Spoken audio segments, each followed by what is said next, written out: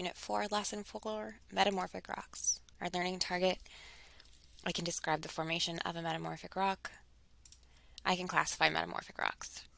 Success criteria: students can describe how metamorphic rocks are formed by heat and or pressure, and students can classify metamorphic rocks as foliated or non-foliated. So if we talk first about what metamorphic rocks are, they are rocks that have been changed by intense heat and or pressure. So always heat, sometimes heat and pressure.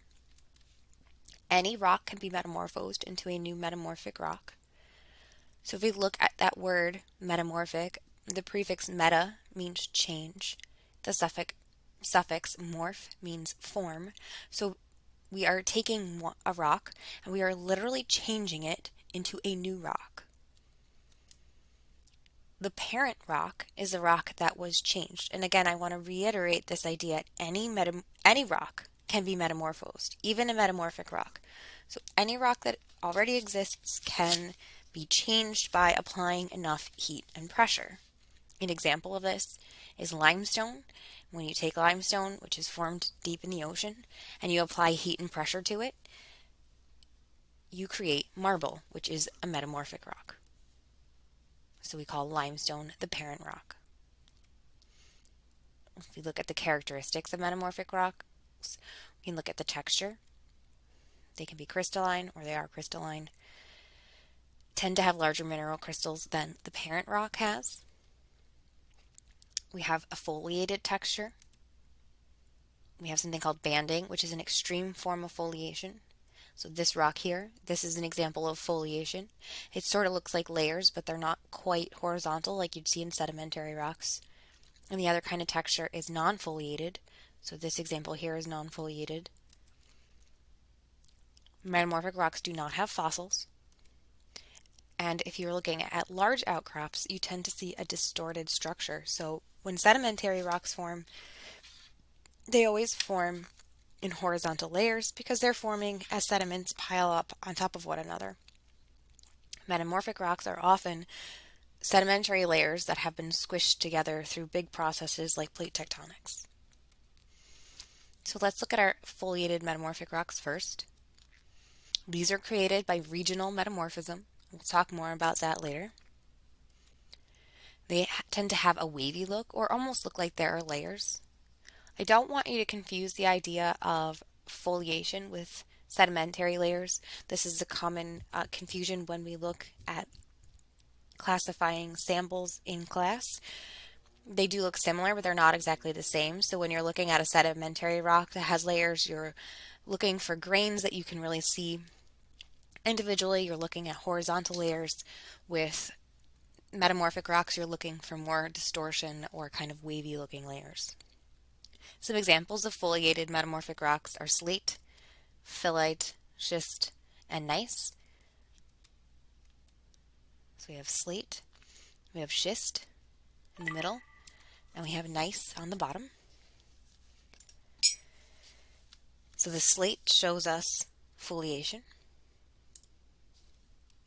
The schist is also foliation. So you can see this is it is a progression from less metamorphosed or less changed to more changed, so that that slate is a low grade metamorphism, meaning it's changed but not a lot. That schist is a much higher grade metamorphism, meaning it's changed quite a bit. And just to note, somewhat local thing, Central Park has a lot of this schist rock in it. So if you go up to the Upper West Side around 81st Street, there are a lot of these rocks. They're kind of sparkly looking. It's called Manhattan schist. It's very hard. It's one of the reasons some of the tall buildings are built where they are in Manhattan. It has to do with the bedrock that exists there. And then the last example down at the bottom is banding. So this is the most extreme version of foliation, most extreme heat and pressure, and this rock is called gneiss. If we look at our reference table page, the top section here goes through those foliated. So again, there's mineral alignment and banding. They're different. They have the grain size, composition, so what minerals are here. All of this is regional, and heat and pressure increases as we go from slate to gneiss. So this is increasing heat and pressure from here down. You have your names and then some kind of basic comments that can help you visually identify. Then we have non-foliated metamorphic rocks. So our first example on top is marble, and then I have something called quartzite. So marble forms from limestone, quartzite forms from quartz sandstone. And visually, before we even go over what this is, I think you can see a difference pretty clearly. I don't see those wavy layers. I don't see layers of any kind. It's really one color. And that's basically how you would identify a non-foliated metamorphic rock. So these can form either from contact or regional metamorphism. They are mostly crystalline. There's no foliation or banding.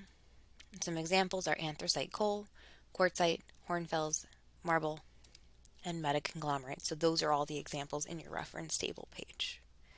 If we go to our reference table page, the bottom section of this chart shows us our non-foliated rocks to give us our grain size. These tell us the composition, what is it made of, the type of metamorphism. So anthracite coal is the only one here that's just regional. Hornfels is the only one that's just contact, and we're going to talk about regional and contact metamorphism in the next couple of slides. Comments give you some information about visually what they look like or what they formed from, then the names and the map symbols. Just to note, the map symbols are going to match up with any regions questions that you might see. So if you see a question that has rock symbols in it, those are going to match. So now let's look a little deeper into these two types of metamorphism. So we've been talking about it, but I want to dig in now. So first kind is regional. So this idea of regional, a region is kind of a large area. So regional metamorphism occurs over large areas. That's how you can remember it.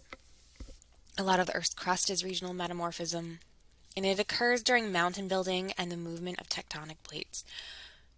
So in this example here, I have a convergent boundary.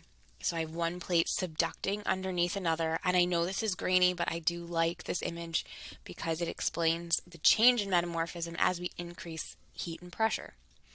So as this slab is subducting underneath the other one, you're going to have increasing heat and pressure here on these rocks.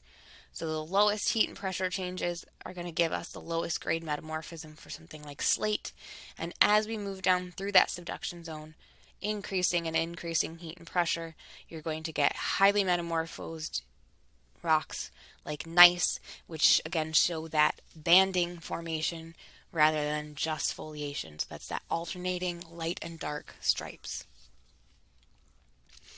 Contact metamorphism, on the other hand, occurs in small areas. So it's contact, meaning touching. So this happens when you have an intrusion of an igneous rock, so magma, moving through an area, and that magma is very, very, very hot.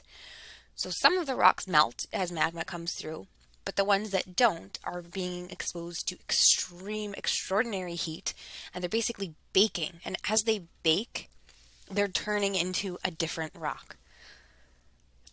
And again, there are grades of metamorphism here. So just like with the regional, there's different grades. The closer you are to the intrusion, the greater the change. So you can see here increasing metamorphic grade. So we're getting more and more metamorphosed as we move towards this intrusion. All right, so that's our second type. We have regional and contact metamorphism, and then for our textures, we generally speaking have foliated and non-foliated. Our learning target, I can describe the formation of metamorphic rocks. I can classify metamorphic rocks. Our success criteria, student can describe how metamorphic rocks are formed by heat and pressure, and student can describe or classify metamorphic rocks as foliated or non-foliated.